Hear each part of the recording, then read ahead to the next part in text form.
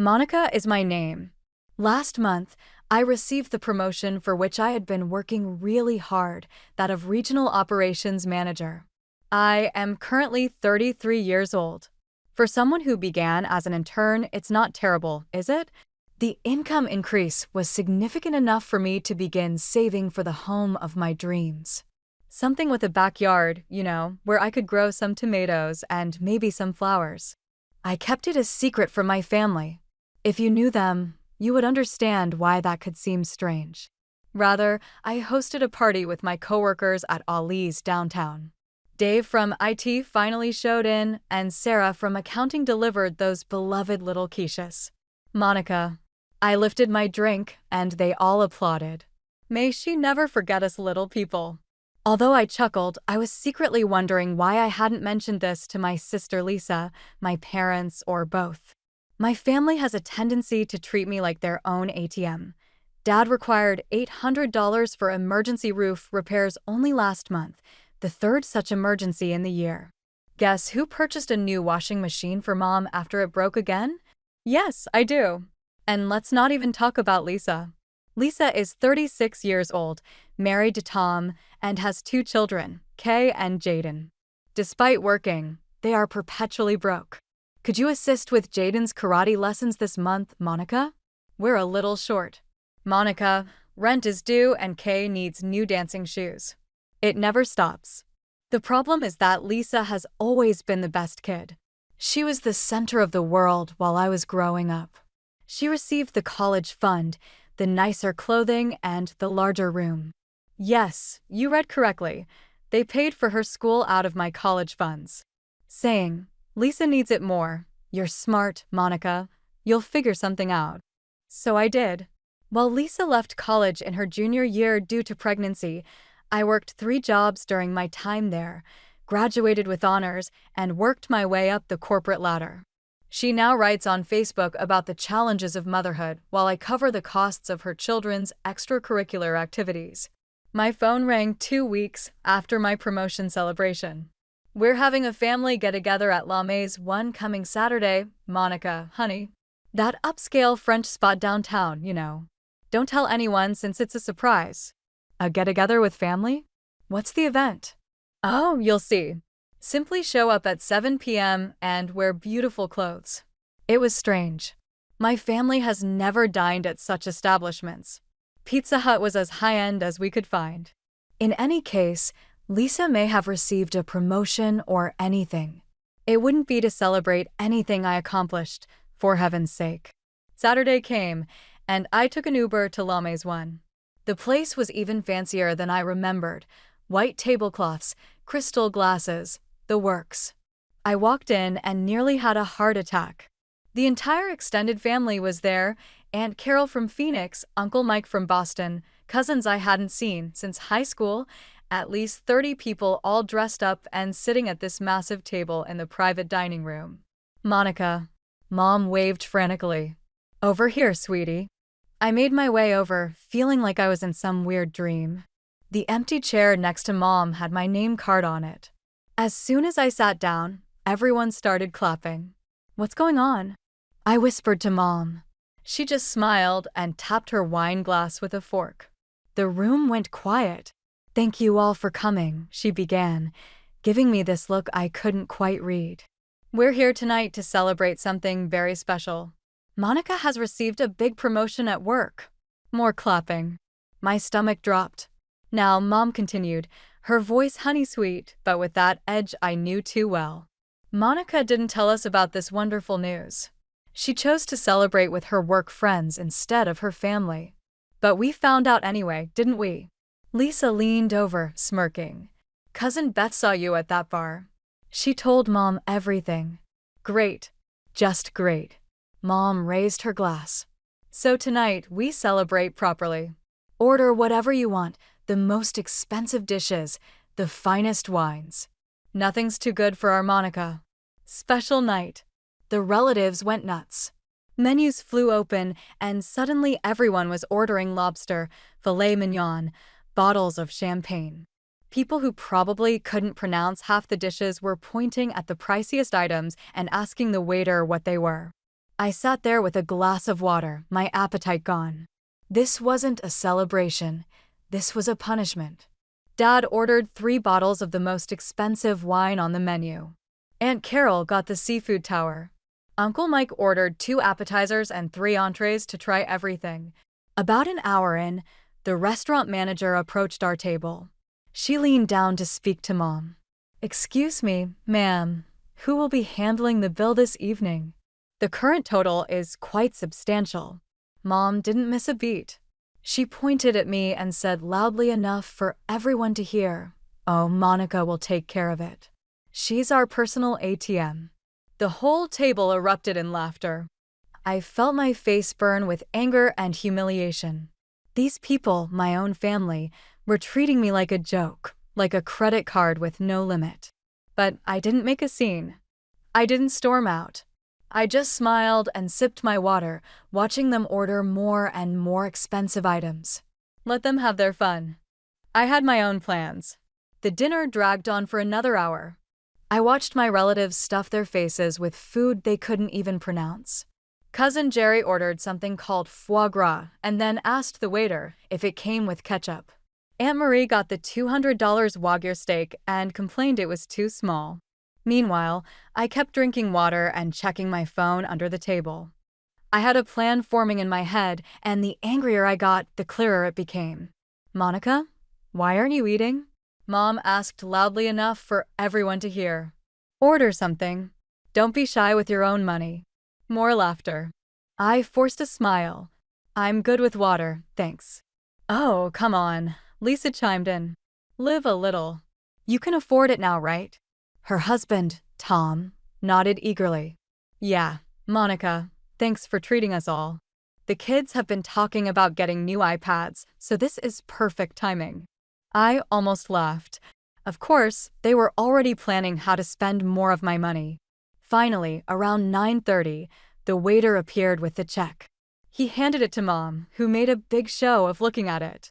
Well, she announced, the total is $2,987.43, but that's nothing for our Monica now, is it? She slid the check across the table to me with a smug look on her face. I picked it up, examined it carefully, then set it back down on the table. "I need to use the restroom," I said, grabbing my purse. "I'll be right back." "Don't take too long," Dad called after me. "The staff's waiting." I walked calmly to the bathroom area, but instead of going in, I waited near the entrance. A large group was coming in for a birthday party, creating the perfect distraction. I slipped out the front door and into the cool night air. My hands were shaking as I walked down the street, but not from fear. I was furious. These people, my own flesh and blood, had orchestrated this whole thing to humiliate me, to put me in my place for daring to keep something private. 5 minutes later, I called an Uber. As I waited, my phone started buzzing, Mom calling. I ignored it. The ride home took about 25 minutes. By the time I walked into my apartment, my phone was going crazy. Missed calls from Mom, Dad, Lisa, even some numbers I didn't recognize. The text messages started rolling in. "Mom, where are you?" "Dad, Monica, this isn't funny. Come back now." "Lisa, oh my God, you didn't seriously leave?" "Mom, the manager is threatening to call the police." "Lisa, you're such a selfish brat." I scrolled through them, laughing. Then came one that made me laugh even harder. "Mom, the manager says someone has to pay or they're calling the cops. Get back here." I put my phone on silent and went to the kitchen. All that water drinking had left me starving, so I made myself a proper dinner, pasta with garlic shrimp and a nice glass of wine. The good wine, not the cheap stuff I usually bought. More texts kept coming. "Uncle Mike, Monica, your mother had to put it on her credit card. Very disappointing behavior. Aunt Carol, how could you embarrass your parents like this? Random cousin, well, guess money really does change people. Shameful." I read each one while eating my pasta. They all had the same theme. I was selfish. I was greedy. I had changed. Not one of them mentioned how they'd all ordered the most expensive items on the menu specifically to stick me with a massive bill. After dinner, I turned off my phone completely and went to bed. Best sleep I'd had in months. Sunday morning, I woke up around 9 a.m. and turned my phone back on. 47 missed calls, 83 text messages. I made coffee and settled in to read the highlights. Mom had sent a long message around midnight. I had to pay $3,000 on my credit card because of your childish behavior. Your father and I are extremely disappointed. Lisa's right, you've become a monster.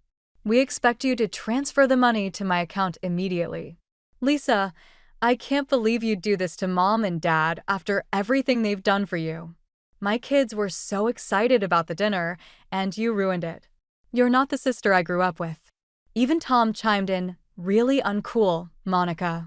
We all have expenses now. Mom's out $3,000 because of your stunt. I was halfway through my second cup of coffee when the doorbell rang. Then came the pounding. Monica, open up. We know you're in there. Dad's voice. Great. I checked the people. Mom, Dad, and Lisa were all looking pissed. I took a deep breath and opened the door. They stormed in like a SWAT team. Mom shoved the restaurant receipt in my face while Dad started yelling about respect and family values. Lisa just stood there, shaking her head like I'd committed murder. You owe me $2,987.43. Mom shouted. Transfer it right now. I started laughing. I couldn't help it. They all stopped and stared at me. What's so funny? Dad demanded. This, I said, gesturing at all of them. This whole thing. You set up that dinner to punish me for not telling you about my promotion. You invited 30 people, told them to order whatever they wanted, and publicly announced that I was your personal ATM. And now you're mad that I didn't play along. Mom's face went red. We were celebrating you. No, I said, you were teaching me a lesson. Well, congratulations. I learned it. From now on, I'm not giving any of you another cent. I'm done being your ATM. You want to treat me like a joke? Fine. Fund your own lives. The silence was beautiful. They just stared at me like I'd grown a second head. You can't do that. Lisa finally stammered. I have kids, expenses. Then budget better. Get a second job. Stop buying crap you don't need. I don't care. Your financial problems are no longer my concern. Mom clutched her chest dramatically. After everything we've done for you. What exactly? I asked. Give Lisa my college fund? Make me work 3 jobs to pay for school while she partied? Treat me like a walking wallet for the past 10 years? Yeah, thanks for all that. You're being ridiculous. Dad said. Family helps family. Really? I shot back. When's the last time any of you helped me? When I was working 16-hour days to pay for school. Where were you when I needed a place to stay between apartments? Did any of you offer? No. But the second I started making decent money, suddenly we're family again. I walked to the door and held it open. Get out. All of you. Consider it a $3,000 lesson in consequences. Maybe next time you'll think twice before trying to publicly humiliate someone who's been bankrolling your lives. They left, too shocked to argue more, but I knew this wasn't over. Not by a long shot. 2 days passed in relative quiet. Then the texts started again. Monica, we need to talk. This has gone too far. Lisa, the kids are asking why Aunt Monica hates us. Is that what you want? Dad, your mother's credit card bill is due soon. Be reasonable. I only replied to Mom. The last time we talked, it cost $3,000. I'll pass. Wednesday morning, Lisa tried a different approach. She posted on Facebook. Some people forget where they came from. Money changes people, but karma never forgets. Prayers for my family during this difficult time. She didn't name me, but all our mutual friends knew exactly who she meant.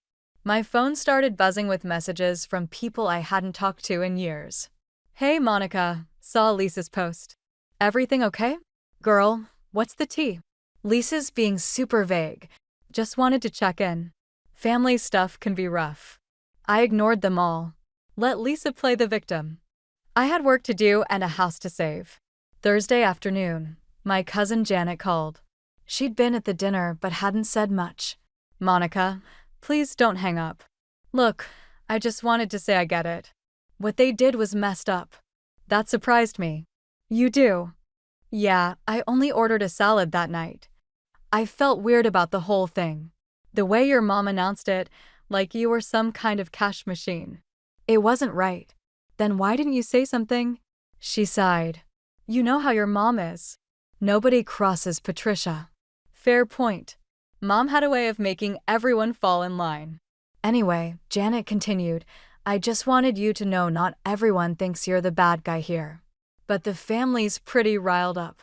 Your mom's been calling everyone, playing the victim. Of course she has, I muttered. And Lisa's telling people you're cutting off the kids, making it sound like you're punishing Jaden and Kay. I snorted. The kids have 2 working parents. They'll be fine. After we hung up, I checked Facebook again. Lisa had posted a photo of Jaden in his karate uniform with the caption, "Last class today." Some dreams have to end when family let you down. The manipulation was almost impressive. I screenshotted it for my records and kept scrolling. Friday brought a new wave of messages. Relatives I barely knew were suddenly concerned about my attitude and lack of family values. Aunt Marie sent a long text about how money isn't everything, rich coming from someone who ordered the Wagyu steak. By Saturday, I'd blocked about 15 numbers. Then came an email from Dad. Monica, your mother and I are deeply hurt by your behavior. We raised you better than this. Lisa is struggling to explain to the children why their aunt has abandoned them. Jaden had to quit karate and Kay can't attend dance camp this summer. Is this really what you want? We're willing to forgive your restaurant stunt if you apologize and resume helping the family. Your mother's credit card bill is due in 2 weeks. Please do the right thing. Love, Dad. I started typing a response, then deleted it. Instead, I posted something different. Dad, I've saved every text, email, and voicemail from the past week. If the harassment continues, I'll be contacting a lawyer about a cease and desist order. I won't be responding to any more messages about money. This is my final communication on this matter. Monica. I cited Mom and Lisa, then blocked their email addresses. The next few weeks were strange, quiet, but tense. I kept expecting them to show up at my door again, but they didn't. Maybe the lawyer threat worked, or maybe they were planning something else. Work was my escape. My new position kept me busy, and my team was killing it. We landed 3 major clients, and my boss mentioned another promotion might be coming. More money for the house fund. I started looking at real estate listings. There was a cute craftsman-style place about an hour outside the city. 3 bedrooms, a big backyard, even a greenhouse. The listing said, perfect for garden enthusiasts. I bookmarked it. Meanwhile, Lisa kept up her social media campaign. Every few days, another passive-aggressive post. Teaching kids that family isn't reliable is the hardest lesson when people show you who they really are. Believe them. Thankful for the real ones who stick around when times get tough. Her friends ate it up. Comments like, stay strong and you deserve better. Flooded in a few mutual acquaintances, unfriended me. Whatever, I'd rather lose fake friends than keep funding Lisa's lifestyle. One afternoon, I ran into Mrs. Chin from my old apartment building at the grocery store. Monica, how are you, dear? I heard about the family trouble. Great, even Mrs. Chin knew. I'm fine, really, just focusing on work. She patted my arm. You know, my niece went through something similar. Her brother expected her to pay for his wedding because she was the successful one. She said no, and the family exploded. But you know what? 5 years later, they all came around. Sometimes people need to learn to stand on their own feet. How did she handle it, the guilt trips I mean?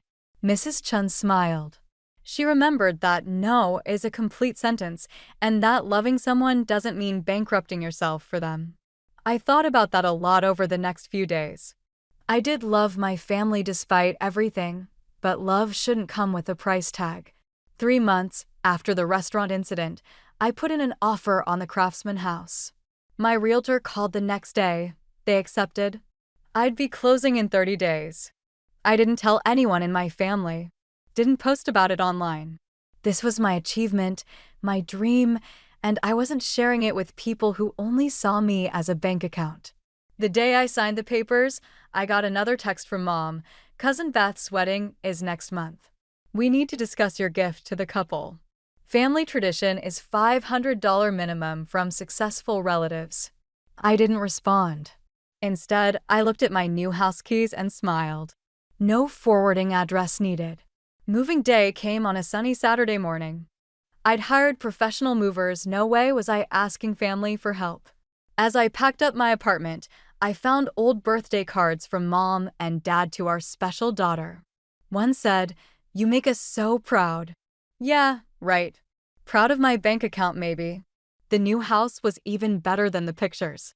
The backyard had mature fruit trees and raised garden beds.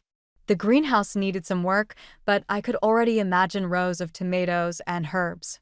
This was mine, all mine. Nobody could guilt me into giving it up.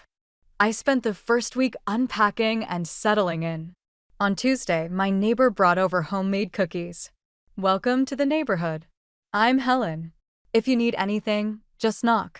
Thanks, I'm Monica. These smell amazing. It felt nice, that simple kindness without expectations. 2 months into my new home, the family drama took an interesting turn. Cousin Janet called again. "You're not going to believe this," she said. "Your mom threw another family dinner to discuss the Monica situation.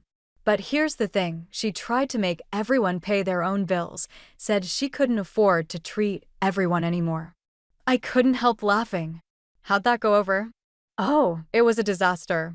Uncle Mike walked out when he saw the prices.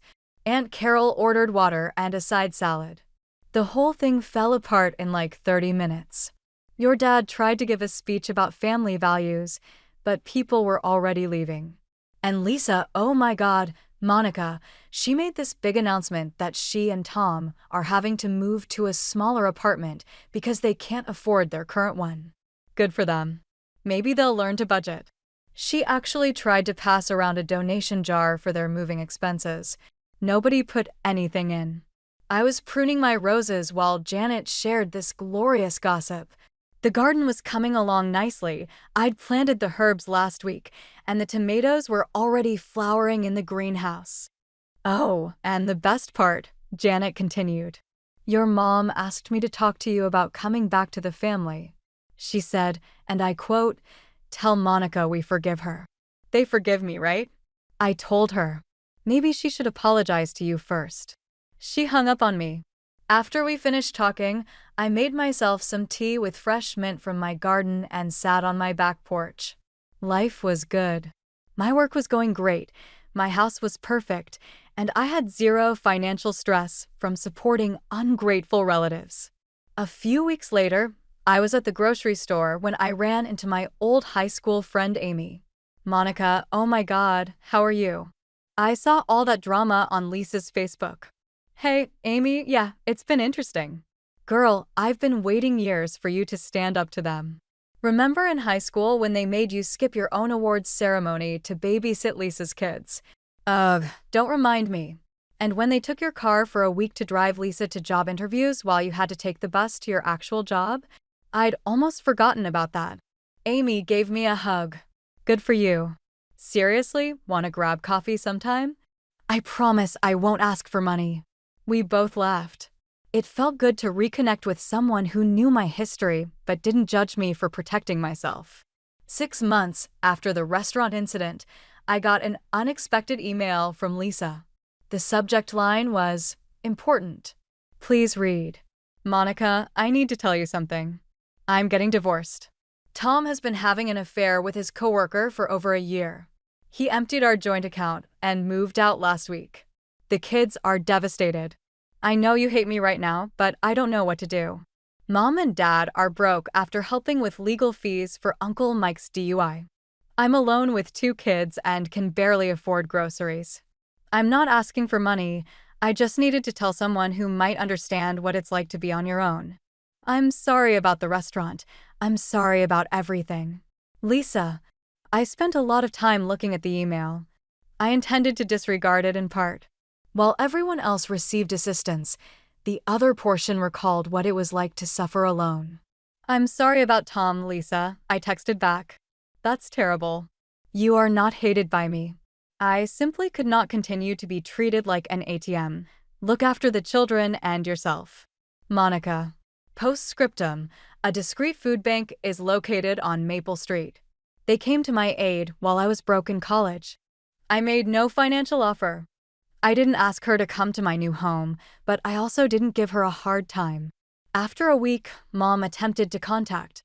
She left a voicemail, but I didn't respond. "It's Mom, Monica. I wanted to let you know that I am aware of how poorly we have handled the situation. After the restaurant incident, your father and I are having a hard time. And now for Lisa's predicament. Perhaps we depended too much on you. Perhaps we. In any case, I hope all is well with you." There was no apology. Not at all. However, that was the closest she had ever been to taking responsibility. I didn't return the call, but I did keep the message. Rebuilding certain bridges, if they are restored at all, takes time. I shared one picture on social media a year after purchasing my home. My garden alone in full bloom. Just flowers and veggies, no images of the house or clues to the place. According to Amy, your garden is gorgeous. According to Janet, living your best life. Beautiful, Lisa said, which surprised me. On our balcony, the children and I planted a little herb garden. We were inspired by you. Although I appreciated her comment, I didn't respond. Little steps. Nowadays, I'm content. That second promotion helped me pay off my house sooner than I had anticipated. I have enough vegetables from my garden to share with my neighbors. Every Sunday, Helen teaches me how to bake her cookie recipe while we drink coffee. My family comes to mind occasionally. Janet gives me tidbits of news. Mom sells goods on Facebook Marketplace, Lisa works 2 jobs and manages them, and Dad obtained a part-time job. I always wanted them to survive without me, and they're doing so. I doubt that we will ever truly be a family again. Perhaps we never were. However, I am aware that establishing limits ultimately saved my finances, my sanity, and maybe even my relationship with them. They needed to realize that I was more than just a piggy bank. Healing takes time, according to my therapist. She is correct. But I know I made the correct decision every morning as I go through my garden. I am no longer their ATM. I'm just Monica, a regional director, gardener, and homeowner. Yes, I received another promotion. And lastly, my own individual.